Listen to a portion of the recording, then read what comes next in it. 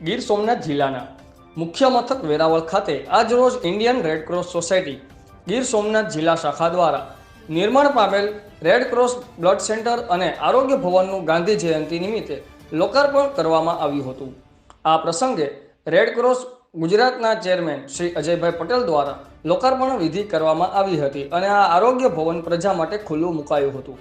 આ પ્રસંગે red cross Gir સોમનાથના ચેરમેન કિરીટભાઈ ઉનડકડ, ભાજપા પ્રદેશ મંત્રી શ્રી ઝવેરીભાઈ ઠકરાર, સાંસદ શ્રી રાજેશભાઈ ચુડાસમા, ધારાસભ્ય શ્રી ભગવાનભાઈ બારડ, પૂર્વ કેબિનેટ મંત્રી શ્રી જસાભાઈ બારડ, પૂર્વ ધારાસભ્ય શ્રી રાજસિંહભાઈ જોટવા, ડીડીઓ રવિન્દ્રભાઈ ખતાલે, એસપી શ્રી મનોહરસિંહ જાડેજા સાહેબ, જીએચસીએલના પ્રેસિડેન્ટ શ્રી નિશિત રાડિયા, જિલ્લા ભાજપ પ્રમુખ શ્રી મહેન્દ્રભાઈ પીઠિયા, ઇન્ડિયન રેયોન જનસેવા ટ્રસ્ટના શ્રદ્ધા મહેતા, નગરપાલિકા પ્રમુખ શ્રીમતી પલ્લવીબેન જાની તથા તેમની ટીમ, એનટીપીસીના ડાયરેક્ટર જીતેન્દ્રભાઈ તન્ના, વિવિધ રાજ્યોના રેડક્રોસના પદાધિકારીઓ, સામાજિક તથા શૈક્ષણિક સંસ્થાના સંચાલકો, પીપલ્સ બેંકના, મર્કન્ટાઇલ બેંકના ડિરેક્ટરશ્રીઓ, રેડક્રોસ સેક્રેટરી શ્રી સેવારામ મૂલચંદાણી ઉપસ્થિત રહ્યા હતા।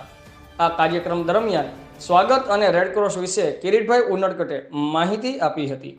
દાતાઓના સ્મૃતિ ચિહ્ન દ્વારા સન્માન કરવામાં આવેલ ડોક્ટર આરજી તન્નાની સ્મૃતિમાં અંગદાન, ચક્ષુદાન અને સ્વ રમેશભાઈ મસાણીની સ્મૃતિમાં રક્તદાન માટે એવોર્ડ આપી સન્માનિત કરવામાં આવેલા હતા। બ્યુરો ચીફ સંજયભાઈ રાઠોડ, આઝાદ મીડિયા લાઈવ, ગીર સોમનાથ સાથે શરૂ કરવામાં આવી છે। ખાસ કરીને આજે વેરાવળ અને ગીર સોમનાથ જિલ્લાના લોકોને જ્યારે બ્લડની જરૂર પડે ત્યારે હાલ એવી કોઈ સરકારી કે એવી બ્લડ બેંક ન હતી આ એરિયામાં। અને બીજું કે અહીંયા આપણે જે આ મશીનરી છે અદ્યતન છે, ટેકનોલોજીવાળી છે, જેથી કરીને કોઈને એમાં અલગ અલગ બ્લડ ડિવિઝન જોઈતું હોય, દાખલા તરીકે પ્લાઝમા આપણે ગયા કોરોના કાળમાં જોયું।